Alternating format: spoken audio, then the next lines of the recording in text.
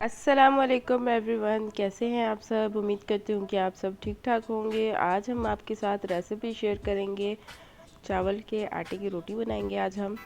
तो यहाँ जो है वो हमने वापस सारी रोटियाँ जो है वो पका ली हैं। रोटियाँ नहीं, अच्छा हमने ये पराठे बनाए हैं और इसको हमने सर्व किया है अचार और मलाई चिकन के साथ। तो यहाँ हमारे पास है चावल का आटा, तकरीबन 2 कप हमने चावल का आटा ऐड करना है। उसके बाद हमने इसमें डालना है थोड़ा सा नमक।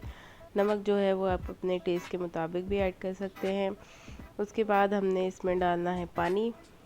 पानी हमने जो है वो हल्के हाथ से इसमें थोड़ा थोड़ा सा पानी ऐड करते जाना है और इसको अच्छे से मिक्स करते जाना है। इसको जो है हमने जैसे नॉर्मल आटा हम गूंदते हैं वैसे नहीं गूंदना है, इसको हमने पेस्ट बनाना है।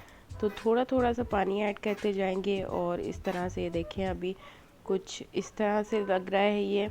इस तरह से इसको गूंद लेंगे। उसके बाद हमने इसमें दोबारा से पानी ऐड करना है। थोड़ा थोड़ा सा पानी ऐड करते जाएंगे और इसको मिक्स करते जाएंगे। और इस तरह का हो कि ये ज़्यादा पतला पेस्ट भी ना हो और ज़्यादा थिक भी ना हो। तो मतलब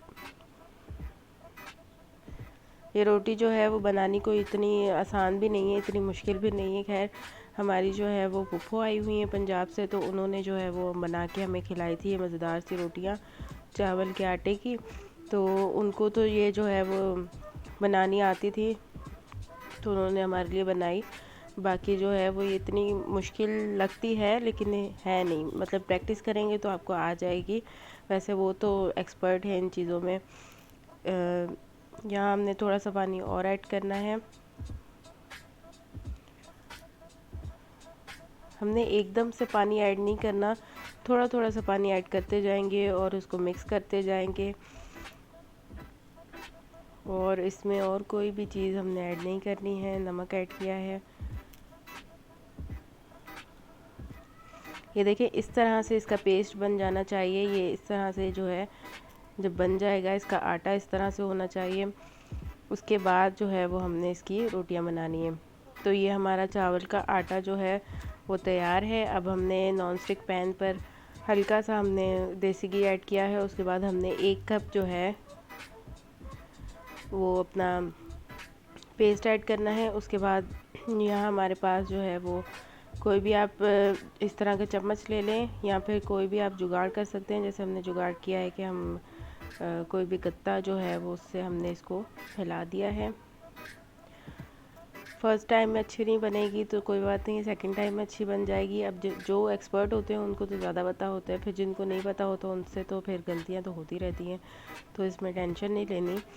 बाकी जो है वो यहाँ आपको दो दो लोग वीडियो में नज़र आएंगे, नंद भावज, एक मेरी अम्मी और एक मेरी फुफ्फो।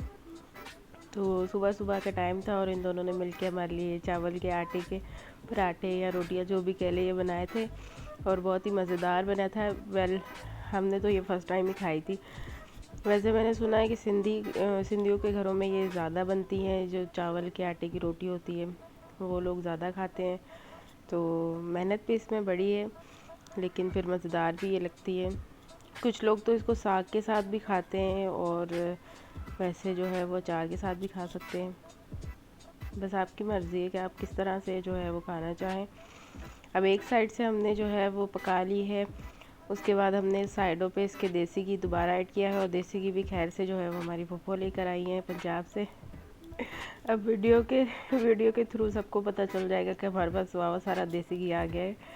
और खैर, जो आपके पंजाब साइड पे रिश्तेदार होते हैं ना सारे रिश्तेदार नहीं, थोड़े बहुत रिश्तेदार, कुछ ख़ास रिश्तेदार जो होते हैं पंजाब साइड पे, वो जो है वो इस तरह की चीज़ें जो है ना उनसे हमें ये मिलती रहती हैं। देसी घी हो गया या फिर जैसे वहाँ से मेरी फूफो लाई थी।